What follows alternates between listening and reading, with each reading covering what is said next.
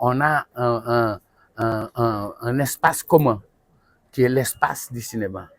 C'est l'espace de l'émotion, l'espace où les gens, on partage une certaine humanité. Hein? C'est cette humanité partagée qui fait la beauté du cinéma. Et qu'est-ce qui fait l'identité de vos films? L'identité de mes films, déjà, moi, je raconte jamais une histoire de manière linéaire. Je commence toujours par la fin. Ça, c'est le premier truc. La deuxième chose, c'est que mes films sont des récits musicaux. Parce que j'écris la musique avant le film. Je fais d'abord la musique et après je fais le film. Ce qui fait que la musique est le corps et la colonne vertébrale de mes récits. Parce que c'est à travers la musique que j'arrive à tisser les ingrédients de mon récit. Si j'ai pas une musique dans ma tête, je ne peux pas fonctionner. Il faut que j'ai la musique dans ma tête pour dérouler mon récit. Et finalement, qu'est-ce qui inspire vos récits? Ce qui inspire mes récits, c'est la vie. C'est la vie. C'est ce que je vois, ce que j'entends, c'est ce qui me touche, ce qui m'émeut. C'est ce qui fait que quand je me couche, quelque chose reste dans ma tête et ça ne peut pas me quitter. Je dis souvent, je ne fais pas les films se font en moi. Parce que c'est en moi que ça se passe. J'ai des obsessions, moi. Il y a des choses qui restent pendant 1 mois, 2 mois, 1 an dans ma tête. Et je parcours cette chose-là sur mille facettes, par tous les bouts. Et puis, finalement, quand j'ouvre les yeux, comme disait Djibril, je vois une histoire. Et cette histoire-là, j'ai envie de la porter à l'écran. Aujourd'hui, vous êtes sur des projets de films. Oui, j'écris. Moi, j'ai toujours 3 ou 4 projets. Et puis, je dis souvent que je blague et je dis souvent que il faut que les films se bousculent dans ma tête et le meilleur qui aura sa place sera fait. Tu vois? Donc, je ne suis pas dans un truc, je veux faire un film sur ça. Hein? Par exemple, la trilogie, j'ai jamais pensé que j'allais faire une trilogie. Jamais. Je pensais pas. J'ai fait Tableau Ferraille, et puis après, Madame Brouette est venue, après Khalé est venu. Et puis, je me dis, mais c'est même pas fini. J'ai d'autres histoires à raconter. Mais je porte toujours cette envie de raconter, mais de raconter des choses qui sont universelles, mais qui puisent le racine dans ma société. Ma société, dans ses contrastes, ses paradoxes, ses rires, ses pleurs, ses larmes, ces choses qui me choquent, ces choses qui me font rire, et j'observe. J'observe parce que c'est dans l'observation qu'on nourrit l'imaginaire aussi. Mais c'est dans la réflexion aussi. Et dans la lecture. J'insiste sur la lecture pour les jeunes.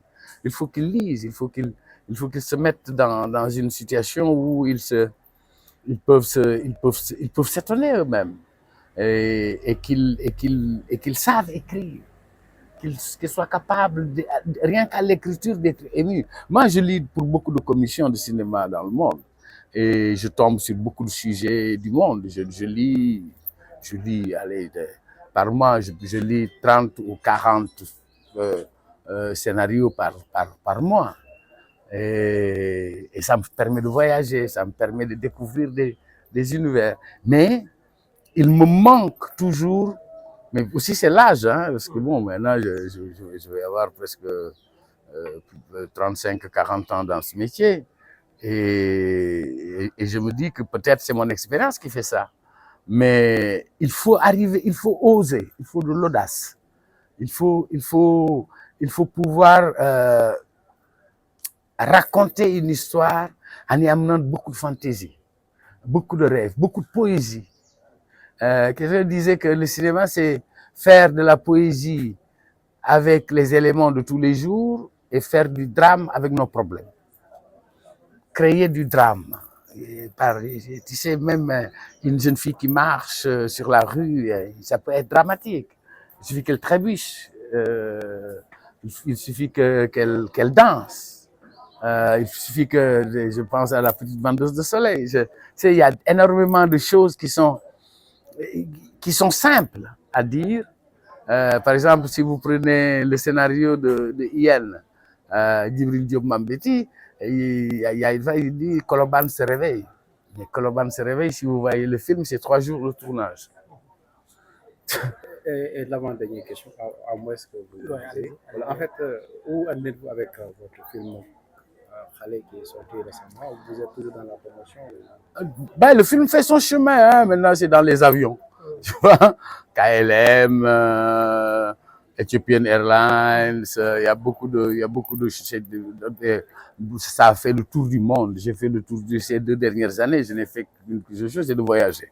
J'ai fait le tour du monde, de l'Australie, en Amérique, en Afrique, en Europe, un peu partout.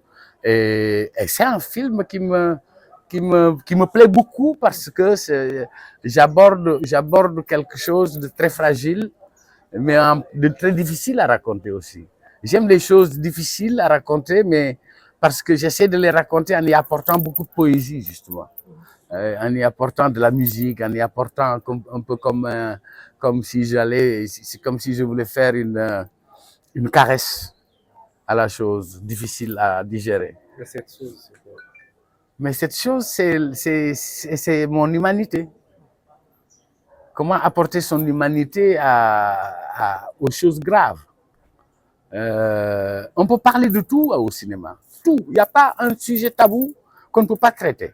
Mais il faut y amener de l'humanité, il faut y amener de la sincérité, mais aussi il faut y amener soi-même. Il ne faut pas avoir peur de se mettre à nu. Dans mes films, je me mets à nu. Ceux qui me connaissent disent, mais Moussa, toi, tu passes ta vie à te raconter. Et cette chose, c'est souvent le viol. Non, c'est pas que le viol, c'est la violence faite aux femmes, c'est les jeunes à l'abandon qui se jettent dans la mer, c'est les femmes divorcées qui vivent seules, c'est tous ces questionnements qui sont des questionnements assez particuliers, mais qui permettent d'avoir un regard sur une société. C'est de voir un peu comment la société fonctionne, mais aussi quels sont les soubassements de cette société. Et ma dernière question, elle n'est pas cinéma, elle est politique. On vous connaît très engagé, en tout cas politiquement, avec un regard souvent incisif sur la société sénégalaise. Il y a eu une alternance politique. 3 mois ou 4 se sont écoulés. Quel regard portez-vous par rapport à ce qui se fait politiquement au Sénégal? Moi, je pense que le Sénégal vient de très loin. Le Sénégal est un grand peuple. Ce que nous avons vécu, peu de pays au monde peuvent dépasser ce stade et 3 mois après être dans la paix et dans la concorde civile. Très peu de peuples, de pays ont passé ce cap. Moi je pense que, mais l'artiste est un acteur politique. Moi, je ne peux pas me taire quand quelque chose se passe dans ma société et que je me taise. C'est ça mon problème avec beaucoup d'artistes d'ailleurs. Vous dites, mais vous ne pouvez pas vous taire. Vous vous nourrissez de la société. Vous prenez vos récits dans la société. Cette société est violentée, humiliée, torturée. Vous vous taisez. Donc, pour qui vous faites votre cinéma, votre musique, votre théâtre? Pour qui vous le faites? Pour vous-même. Pour pouvoir voyager, plastronner dans les festivals, avoir son nom dans les tabloïds. C'est ça le cinéma. Pour moi, c'est pas ça le cinéma. Le cinéma, c'est un engagement social, politique. Et je pèse mes mots. On ne peut pas être un cinéaste si on n'est pas politique. Et ce qui se passe les 100 premiers jours, mais 100 jours, c'est peu, hein, dans la vie d'une nation. Mais moi, j'ai un espoir fou. Déjà, le Sénégalais, entre décembre Et aujourd'hui, le Sénégalais a changé. Son visage est devenu beaucoup plus agréable à regarder. Les Sénégalais, on sent la paix, on sent la sérénité dans le visage des Sénégalais. Avant, tu regardais les Sénégalais, ils étaient en colère, ils étaient inquiets. Moi, je le voyais. Hein. Je voyais les Sénégalais, j'avais pitié de ce peuple. Je me dis, mais j'espère qu'on va s'en sortir. Mais on s'en est sorti avec le courage d'hommes et de femmes qui ont décidé de mettre leur vie en jeu. C'est extrêmement important. Hein. Il y a des gens qui ont mis leur vie en jeu pour que ce pays ne sombre pas, pour que ce pays soit debout, pour que l'image de ce pays qui a été un pays de paix, de dialogue, de générosité, de gentillesse, de convivialité, cette société où le monde nous envie, le monde entier envie ce pays. C'est à nous maintenant de le construire et de donner le temps à ces jeunes. Moi j'ai une foi folle en Diomaye et en Sonko. Mais quand j'entends les gens les critiquer, je dis, mais est-ce qu'on est dans le même pays? Tout n'est pas parfait, hein? Mais je suis sûr que ces jeunes-là, ils vont amener le Sénégal très loin. Ça, j'ai aucun doute là-dessus. Parfois, ils font des erreurs, hein? Comme là, il vient de dire des choses, moi je dis, mais non, moi je ne suis pas d'accord. Mais il faut tout mettre sur le dos de la charge émotionnelle et des responsabilités énormes. Ils ont des responsabilités énormes parce que l'espoir est énorme. L'attente est énorme. Les jeunes doivent avoir la patience d'attendre. Mais évidemment, les jeunes sont naturellement impatients. D'où ce travail sur l'utopie. J'insiste là-dessus. Il faut un travail de réenchantement. Le Sénégalais a été complètement démoli de l'intérieur. Il faut de l'utopie, il faut un réarmement culturel,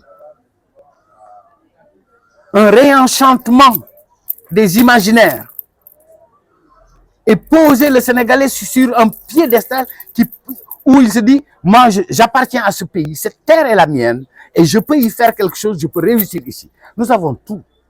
Ce pays a de l'or, du diamant, du zircon, du pétrole, du gaz, du phosphate, de la mer, des métaux rares, du fer. Nous avons tout. Nous sommes plus riches que l'Europe. Ce petit pays-là, de moins de 200 000 km², nous sommes plus riches que la France. Beaucoup plus riches que la France. Alors maintenant, il faut que chacun y mette du sien. Et chacun se mette au travail, dans la discipline. Il faut que les gens soient disciplinés. On ne peut pas faire un pays dans le désordre. Et ce pays est désordonné. Désordonné. Tout le monde fait ce qu'il veut. Je me mets là, sur la plage, sur le bord du trottoir. Il n'y a plus de trottoir. Et c'est normal. Et quand vous dites quelque chose, non, mais nous aussi, dañuy dal suñu doole. Oui, mais dangay daan su doole àll baa ngi nit ñi am balang demal foofu nga bay. Donc, moi, je trouve que c'est vrai qu'on ne peut pas tout d'un coup bousculer 60 ans de laxisme. C'est aujourd'hui qu'il faut maintenant s'asseoir et se dire où allons-nous? Quelle société voulons-nous? Est-ce que nous allons continuer à vivre comme des sauvages? Ou devons-nous nous élever au rang de ce pays? Parce que ce pays est grand. Hein? Ce n'est pas un petit pays, le Sénégal. Hein? Si vous regardez l'histoire de ce pays, c'est un pays qui est passé sur des choses extraordinaires et qui est toujours resté debout. Merci. Merci beaucoup. C'est parfait.